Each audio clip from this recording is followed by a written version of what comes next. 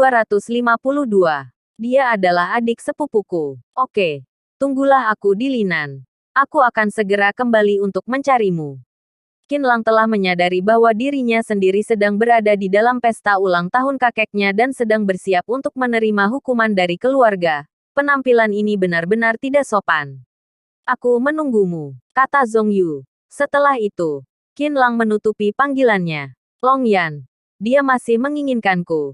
Dia tidak membenciku dan kami bisa kembali ke masa lalu lagi.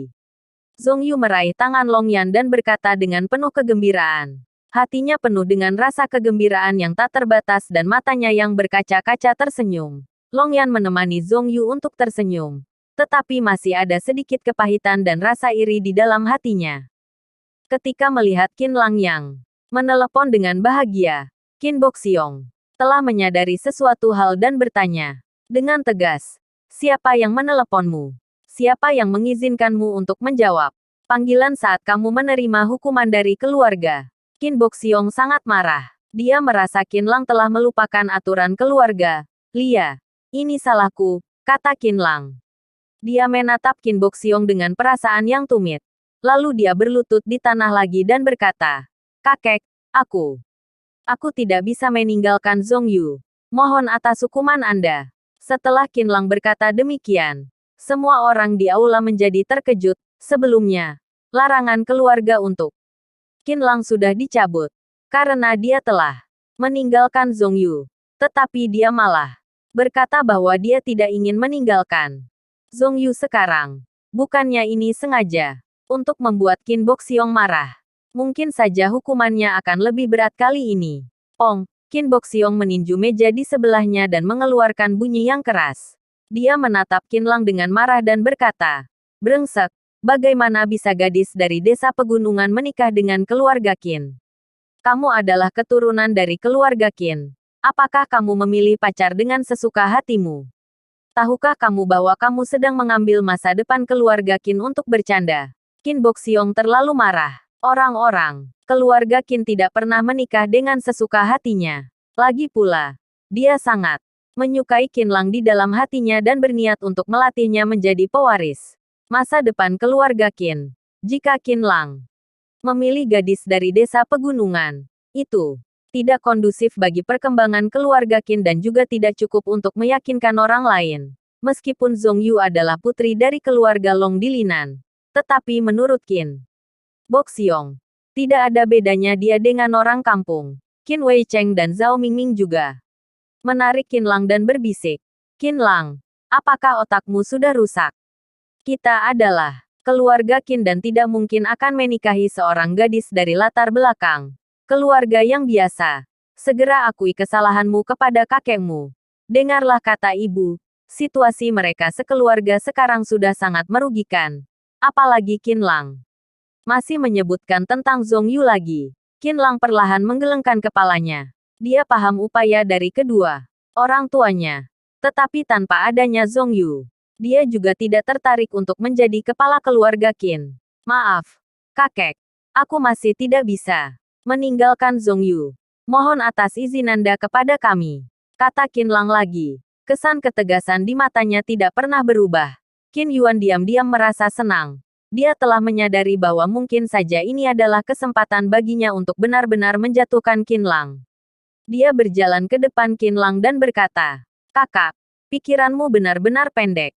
Kamu mungkin tidak tahu bahwa 2 bulan yang lalu, Qin Gang yang sebagai pemilik Pulau Baihua telah mengkhianati keluarga Qin dan pergi ke keluarga Sun sambil membawa banyak informasi tentang keluarga Qin, yang menyebabkan keluarga Sun telah merebut bisnis kita senilai 50 miliar dolar AS. Perbedaan antara keluarga Qin kita dan keluarga Sun sudah sangat kecil. Jika ada sesuatu hal yang terjadi lagi, keluarga Sun akan melampaui keluarga Qin. Keluarga Sun adalah keluarga besar kedua yang tersembunyi setelah keluarga Qin. Meskipun apa yang dikatakan oleh Qin Yuan sangat menakutkan, tetapi sebenarnya, keluarga Qin masih jauh lebih kuat daripada keluarga Sun. Tetapi jika hal ini muncul beberapa kali lagi, keluarga Sun punya kesempatan untuk melampaui keluarga Qin. Qinlang terkejut setelah mendengar Qin Gang yang telah mengkhianati keluarga Qin. Tetapi sikapnya masih tidak berubah. Ketika melihat sikap Qin Lang yang acuh tak acuh, Qin Boxiong menjadi lebih marah. Qin Lang benar-benar tidak mengerti dan terlalu mengecewakannya. Qin Fa, Qin Boxiong memelototi Qin Lang dan berteriak. Sekarang adalah periode tersulit.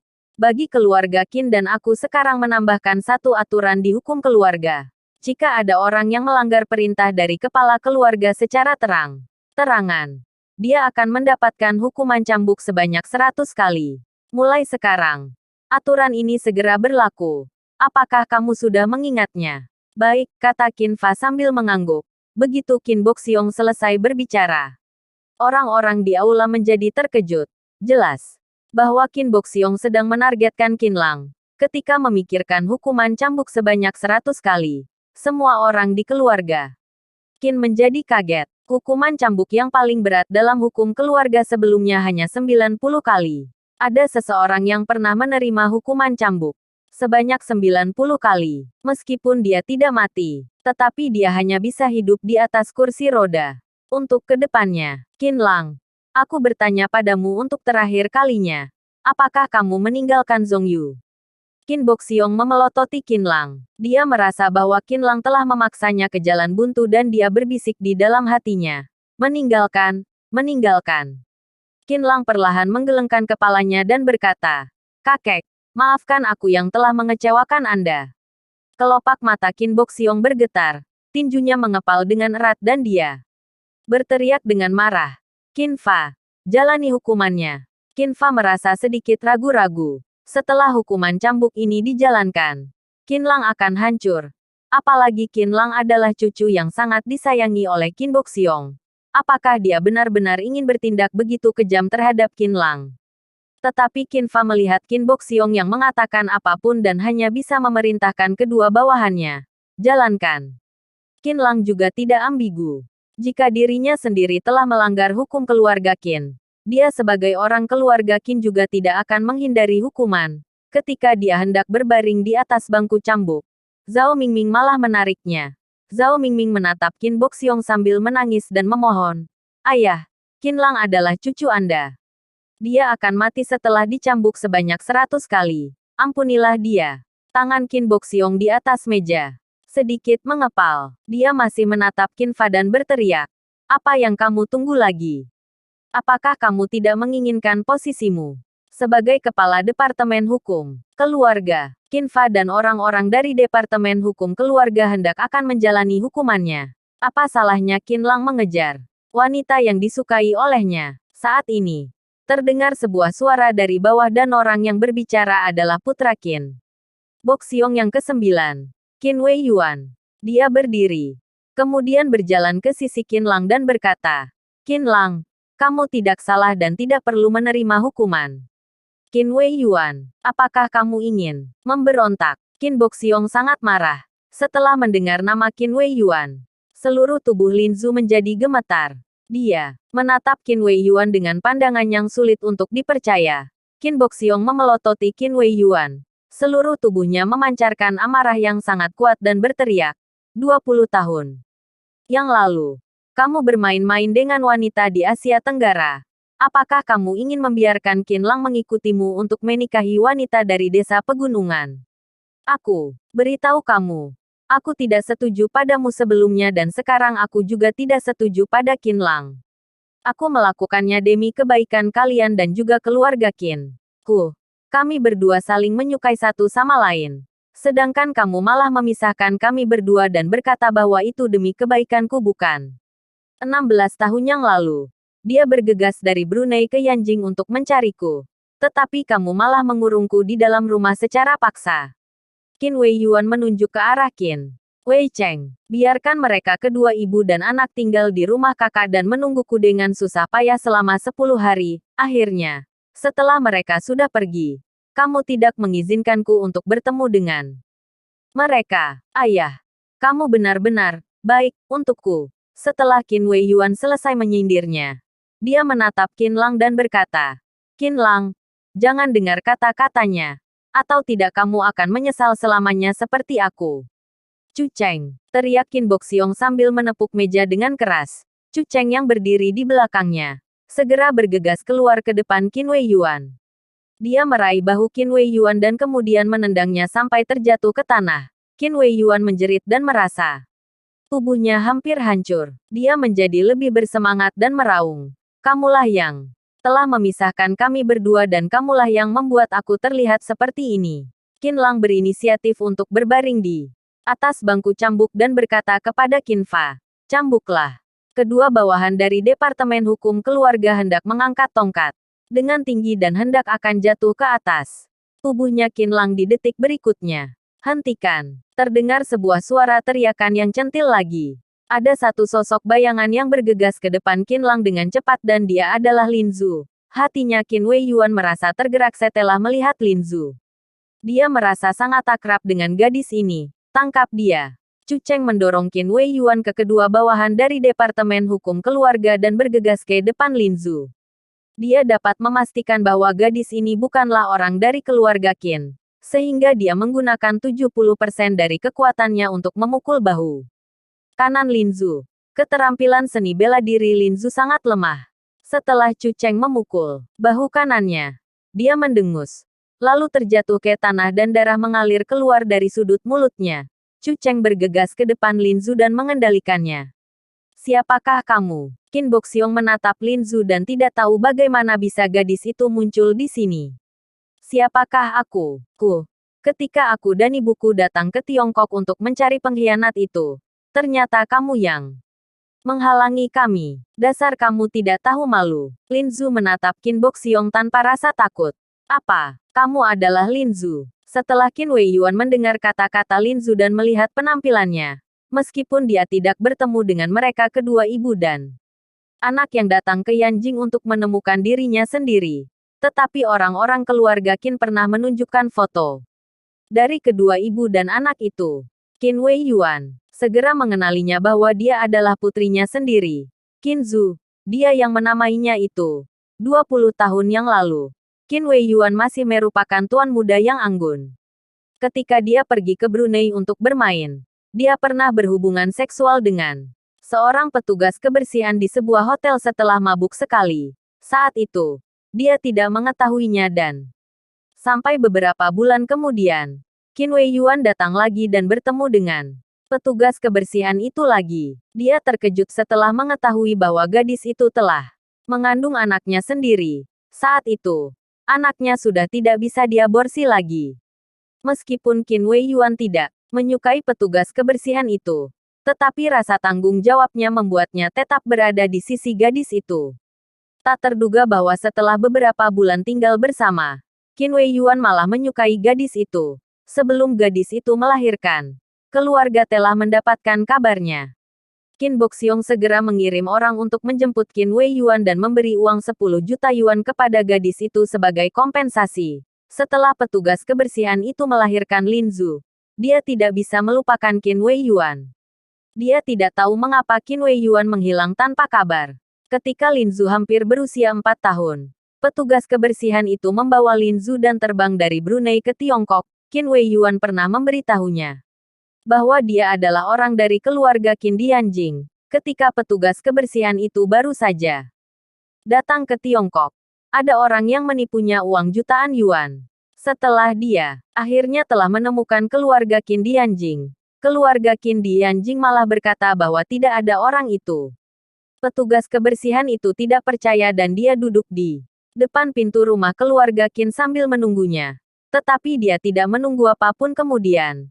Ada seorang pria yang menemukan kedua ibu dan anak itu dan membiarkan mereka berdua tinggal di rumahnya sendiri. Dia adalah Qin Wei Cheng, dan keluarga Qin Lang memiliki villa tersendiri di Yanjing. Meskipun petugas kebersihan itu tinggal di rumah Qin Wei Cheng, tetapi selain jam tidur, dia selalu menunggu di depan rumah keluarga Qin. Setelah menunggu selama 10 hari, dia sama sekali tidak melihat bayangan dari Qin Wei Yuan. Petugas kebersihan itu menjadi kecewa, lalu membawa Lin Zu pergi dari rumah Qin Lang dan kembali ke Brunei. Segera, uang dari petugas kebersihan itu sudah tertipu habis. Dia juga menjadi sakit karena kerinduannya. Hanya dalam waktu 1 tahun yang singkat, dia sudah meninggal. Sejak itu, Lin Zu telah menjadi anak yatim piatu dan berkelana di jalanan. Kemudian, setelah Chu Chun Sui melihatnya, dia dibawa ke istana Brunei dan dijadikan sebagai pelayan. Setelah mendengar Qin Wei Yuan yang telah mengenali dirinya sendiri, Lin Zu merasa ingin menangis. Tetapi dia bahkan tidak melihatnya. Ternyata gadis yang tampaknya jelek, itu adalah cucunya sendiri dan orang-orang keluarga Qin di aula menjadi kaget.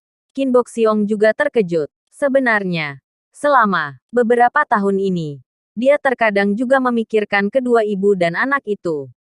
Bagaimanapun, mereka juga termasuk keturunan dari keluarga Qin dan tampaknya sedikit kejam untuk membiarkan mereka tinggal di Brunei. Saat ini, ketika melihat tatapan Lin Zu yang penuh kebencian padanya, Qin Boxiong merasa marah, tetapi dia malah merasa menyesal. Dia bisa melihat dari penampilan dan tatapan Lin Zu bahwa dia pasti sangat menderita selama bertahun-tahun ini. Kemarilah, kata Qin Boxiong sambil satu menatap Lin Zu. Dia ingin melihat cucunya sendiri lebih dekat. Orang tua sialan. Aku benci kamu. Lin Zu mengutuknya dan sekarang, dia baru saja tahu bahwa Qin Boxiong yang telah menyebabkan tragedi pada tahun itu. Jika bukan karena dia, ibunya juga tidak akan mati. Mata Lin Zu menjadi merah dan dia berkata, jika kamu ingin mencambuk Qin Lang sampai mati, cambuklah aku dulu. Bab 253. Mulai sekarang sudah bukan orang keluarga Qin. Ketika Qin Wei Yuan mengenali Lin Zu tadinya, Qin Lang juga terkejut. Dia tidak menyangka bahwa Lin Zu adalah putri dari paman kesembilannya dan juga adik sepupunya sendiri. Dia ingat bahwa ketika dia masih kecil, memang ada sepasang ibu dan anak yang datang ke rumahnya. Saat itu, dia masih kecil, dan tidak tahu siapakah kedua ibu dan anak itu. Setelah dia tumbuh dewasa, dia bertanya pada kedua orang tuanya dan baru saja tahu bahwa sepasang ibu dan anak itu adalah istri dan anak dari paman kesembilannya. Dia ingat bahwa dia hanya pernah berinteraksi dengan sepasang ibu dan anak itu sekali. Saat itu, setelah dia selesai bermain di luar, dia kembali ke ruang tamu di dalam rumahnya dan melihat seorang gadis kecil yang jelek berdiri di dalam ruang tamu, yang telah merusak mainan pesawatnya. Qin Lang sangat marah dan bergegas untuk memarahinya, sedangkan gadis itu juga memarahinya. Kemudian, kedua orang itu mulai berkelahi. Bagaimanapun, Qin Lang adalah seorang pria. Pada akhirnya, dia memukuli gadis itu sampai menangis dan ibunya dari gadis itu yang membawa gadis itu pergi. Setelah itu, sepasang ibu dan anak itu tinggal di satu kamar lainnya di villa. Qin Lang juga tidak pernah berinteraksi dengan mereka lagi sampai mereka pergi. Sekarang Qin Lang baru saja tahu bahwa ternyata gadis itu adalah Lin Zu. Ketika berpikir tentang apa yang dia katakan pada Lin Zu sebelumnya, Qin Lang terkejut lagi dan berpikir bahwa apakah pasangan yang selalu disukai oleh Lin Zu adalah diriku sendiri. Dia melihat Lin Zu dan saling bertatapan dengan Lin Zu. Dia hanya melihat tatapan Lin Zu yang sangat tenang dan jelas bahwa pria yang selalu dia rindukan adalah dirinya sendiri. Qin Boxiong merasa ragu-ragu. Dia merasa sedikit bersalah pada Lin Zu di dalam hatinya. Tetapi Qin Lang juga tidak bisa untuk tidak dihukum. Semua orang di bawah sedang menunggu keputusannya sendiri. Qin Boxiong berpikir sejenak dan berkata, Qin Lang, tidak ada orang yang bisa mengubah keputusanku. Jika kamu tidak ingin menerima hukumannya, ini mudah. Mulai sekarang, kamu keluar dari keluarga Qin. Hukuman untukmu dan kedua orang tuamu bisa dikecualikan. Kamu putuskanlah sendiri, keluar dari keluarga Qin. Orang-orang keluarga Qin terkejut dan ada keributan di aula. Ini bahkan jauh lebih parah daripada hukuman cambuk sebanyak 100 kali. Setelah keluar, itu sudah berarti bahwa Qin Lang bukanlah orang dari keluarga Qin lagi. Apapun yang terjadi pada keluarga Qin sudah tidak ada hubungannya lagi dengan Qin Lang. Bahkan posisi kepala keluarga juga tidak perlu dipikirkan lagi setelah Qin Yuan mendengarnya. Dia merasa sangat gembira. Dia sedang berteriak di dalam hatinya. Keluarlah, keluarlah.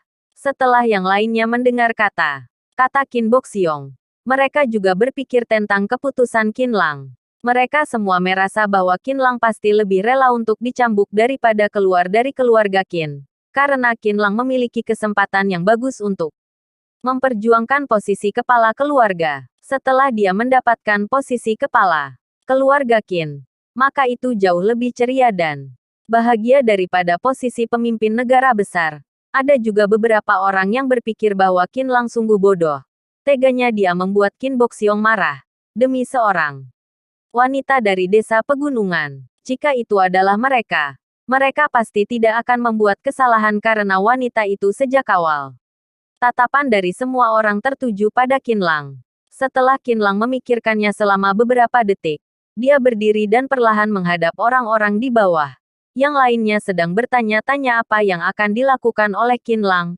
Qin Lang perlahan berlutut di tanah dan mengetuk kepalanya 3 kali di hadapan para kerabat di bawah. Kemudian, dia berdiri, berjalan ke depan kedua orang tuannya dan mengetuk kepalanya 3 kali. Pada akhirnya, dia berjalan ke depan Qin Boxiong, lalu berlutut lagi dan mengetuk kepalanya 3 kali lagi ketika Qin Lang berdiri. Tanda merah di dahinya terlihat jelas.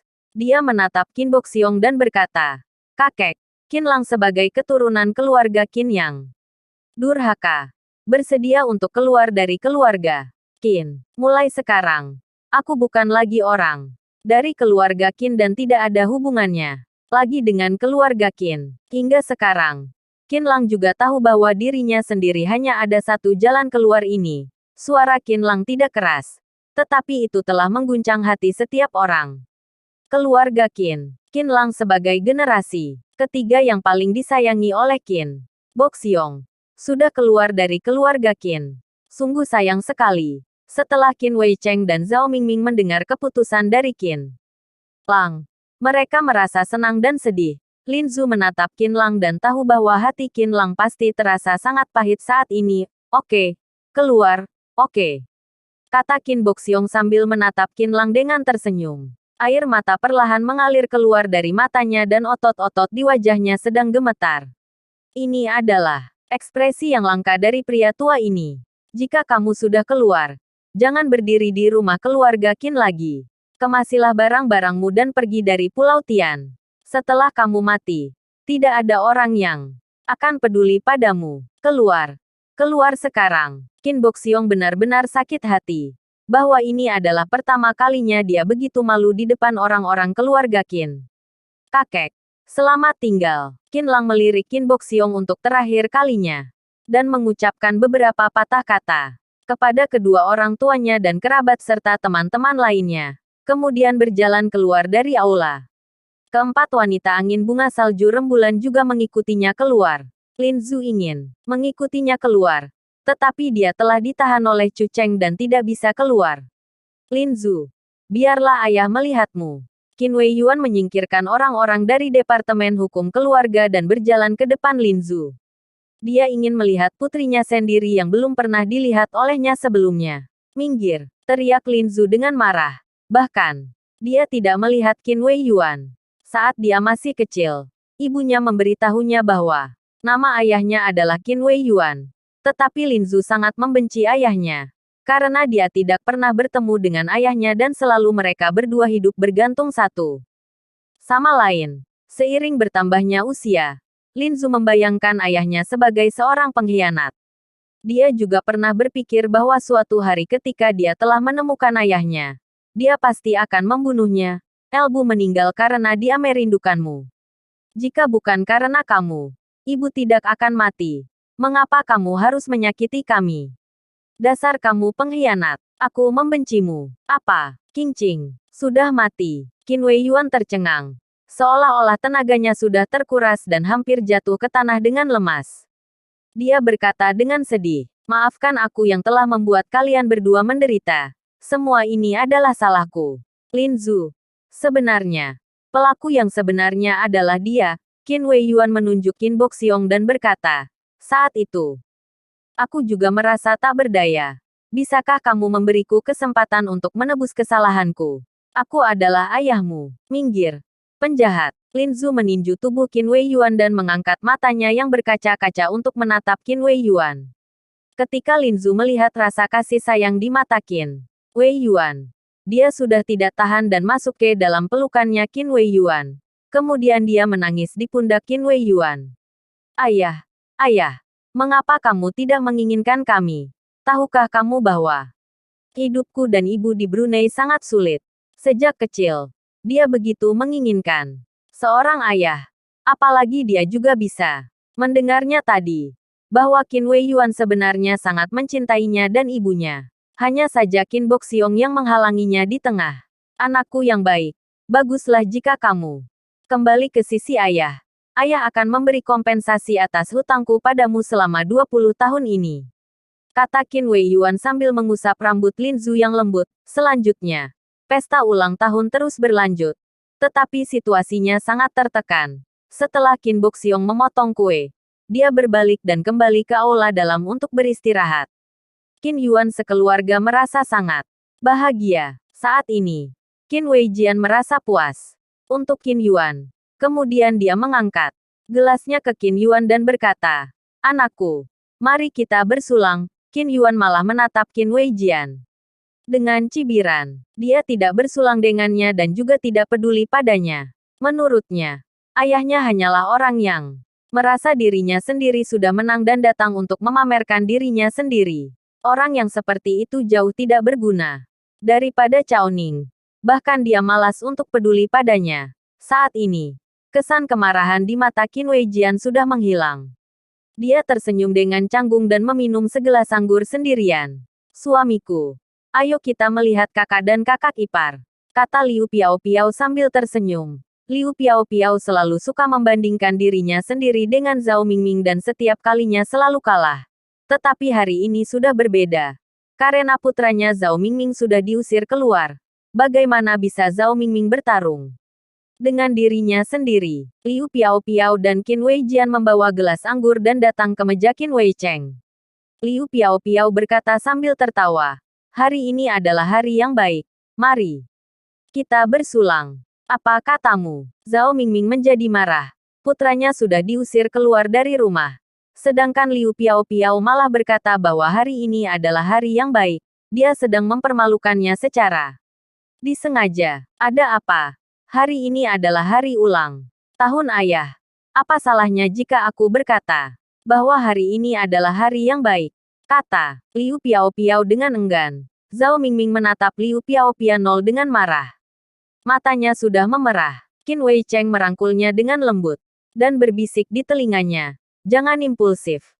Jika terjadi sesuatu hal lagi padanya dan masuk ke dalam telinga Qin Boxiong, itu akan sangat merugikan bagi mereka." Sudah tidak bisa mengatakannya bukan?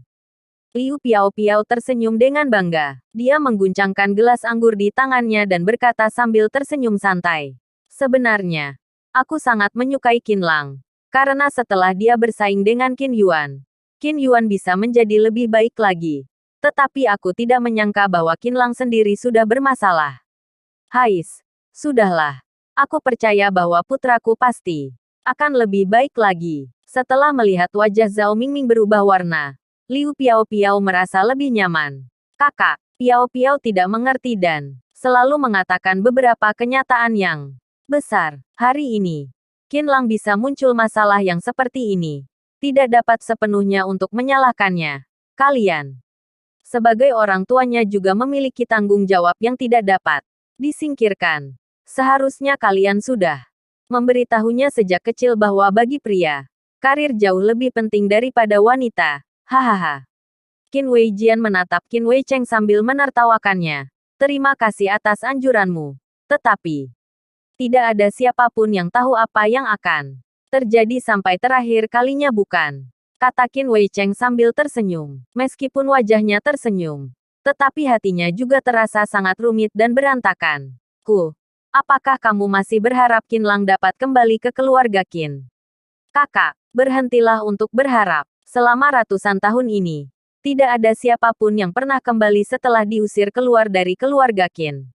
Qin Wei Jian tersenyum santai. Lalu dia menatap Qin Wei Cheng dan Zhao Mingming dan berkata sambil tersenyum licik, "Kalian berdua juga bisa bekerja keras untuk melahirkan satu anak lagi. Mungkin saja masih ada kesempatan." Setelah itu, Qin Wei Jian dan Liu Piao Piao pergi dengan bangga. Seketika, ada banyak orang yang mulai mengepung Qin Wei Jian dan Liu Piao Piao. Ternyata di antara Qin Lang dan Qin Yuan, mereka masih tidak berani sepihak dengan jelas. Tetapi sekarang semuanya sudah jelas.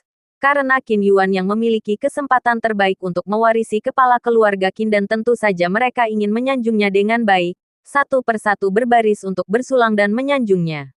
Wei Jian, mari kita bersulang. Tampaknya ayah sangat menyukai hadiah. Souxing mempersembahkan persik panjang umur yang kalian berikan. Piao Piao, hari ini pakaianmu terlihat indah. Oh iya, bukannya kamu suka perhiasan? Aku baru saja melelang berlian yang paling berharga di Afrika Selatan. Aku akan memberikannya padamu nanti. Qin Yuan benar-benar memiliki kemampuan. Dia telah menyelesaikan beberapa bisnis yang senilai lebih dari 1 miliar dolar AS, yang jauh lebih hebat daripada kami. Tidak ada orang yang datang untuk bersulang di meja Qin Wei Cheng dan Zhao Ming Ming. Hanya ada Qin Tian, Kong Lingxian dan Paman Huang yang duduk di sini, sambil menghibur mereka. Menurut aturan dari keluarga Qin, pesta sudah bisa berakhir di jam 11. Zhao Mingming segera menelepon Qin Lang. Setelah mengetahui Qin Lang berada di Bandara Pulau Tian sekarang, dia segera bergegas ke sana. Qin Lang sudah menunggu di bandara Pulau Tian selama 2 jam. Karena dia sudah bukan lagi orang dari keluarga Qin, sehingga dia harus meninggalkan Pulau Tian pada malam hari ini. Keempat wanita angin bunga salju rembulan itu menemani Qin Lang di sisinya dan membuatnya terasa tidak begitu kesepian. Qin Lang, Zhao Mingming dan rombongannya akhirnya sudah tiba.